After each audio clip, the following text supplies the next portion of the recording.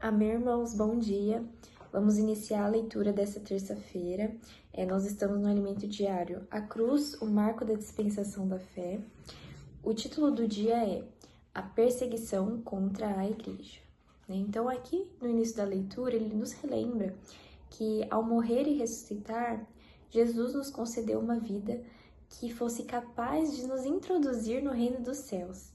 Só que, irmãos, essa entrada, ela não se dava por uma corrida, por um esforço humano, por algo feito por nós mesmos, né? Mas ela foi e era unicamente possível devido a um novo nascimento. Então, nós não estamos mais nesse mundo, não pertencemos a ele, porque nós nascemos de novo, né? Até que em João, nos versículos 5 a 7, tem aqui que diz, né? Quem não nascer da água e do Espírito não pode entrar no reino de Deus. O que é nascido da carne é carne, e o que é nascido do Espírito é Espírito. Não te admires de eu te dizer, importa-vos nascer de novo.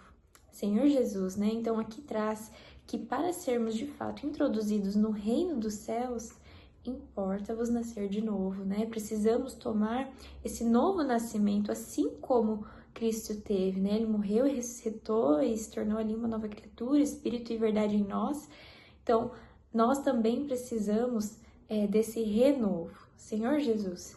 E aí, continuando a leitura ainda em João, no versículo 8, traz aquele famoso versículo, né? Que diz, o vento sopra onde quer, ouves a sua voz, mas não sabes de onde vem, nem para onde vai. Assim é todo o que é nascido do Espírito. Quem é o vento, irmãos? O vento é o Espírito. Então, ele sopra segundo a vontade de Deus. Nós não sabemos de onde vem e nem para onde vai. E, a partir do momento em que sabemos, significa que não é mais o vento, e sim nós mesmos, e sim a nossa própria razão, né? Senhor Jesus, e se nós queremos viver ali no reino dos céus, devemos ser introduzidos nessa realidade, né? Seguir o vento. Essa é a maneira de sermos introduzidos nessa realidade, seguir o vento, seguir o Espírito. E foi exatamente assim, né, irmãos, que aconteceu na primeira fase da vida da igreja em Jerusalém. Porque ali era uma igreja movida pelo vento.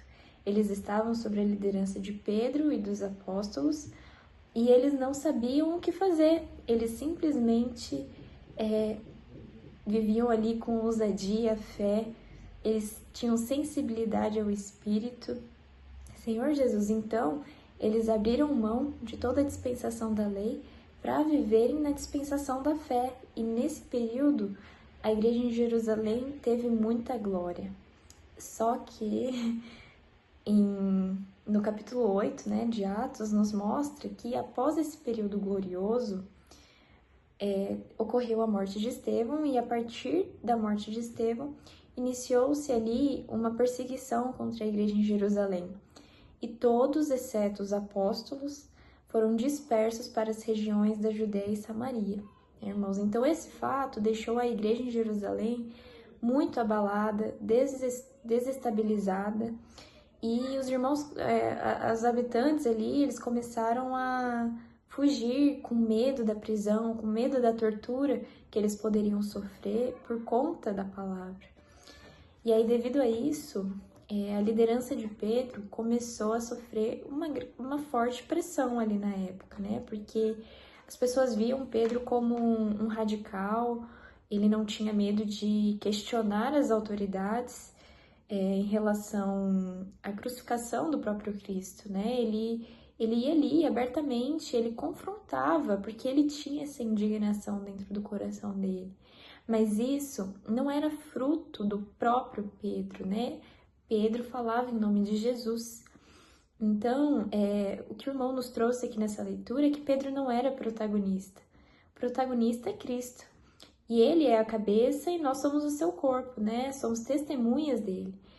Então, tudo que fazemos, assim como Pedro, nós devemos fazer em nome de Jesus, né? Seguir esse espírito, seguir a direção do vento, porque essa sensibilidade que vai realmente nos direcionar para a vontade do Senhor.